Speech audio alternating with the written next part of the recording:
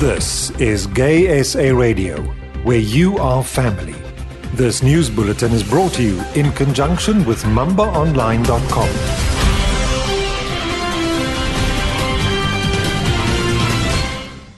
And in your news headlines at this hour, African countries try to block UN LGBT expert again. Tony Perkins demands for removal of all pro-LGBT State Department employees.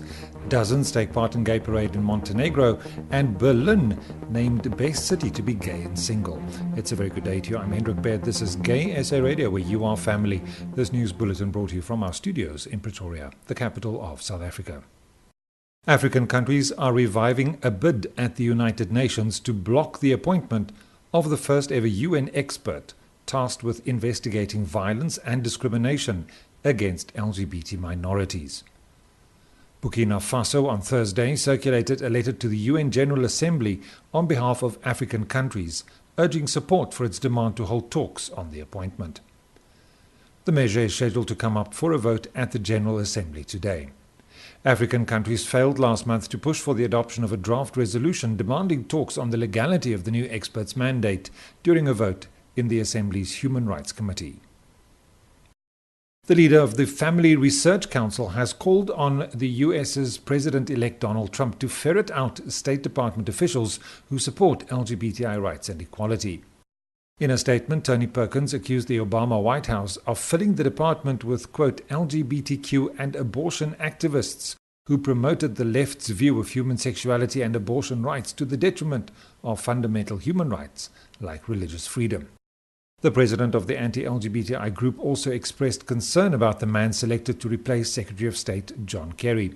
Perkins suggested that ExxonMobil CEO Rex Tillerson lacks the courage to, quote, stop the promotion of this anti-family, anti-life agenda.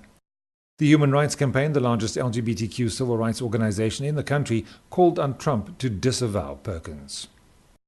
Meanwhile, dozens of people have participated in a gay pride event in highly conservative Montenegro, where authorities are promising to boost gay rights as part of efforts to join the European Union.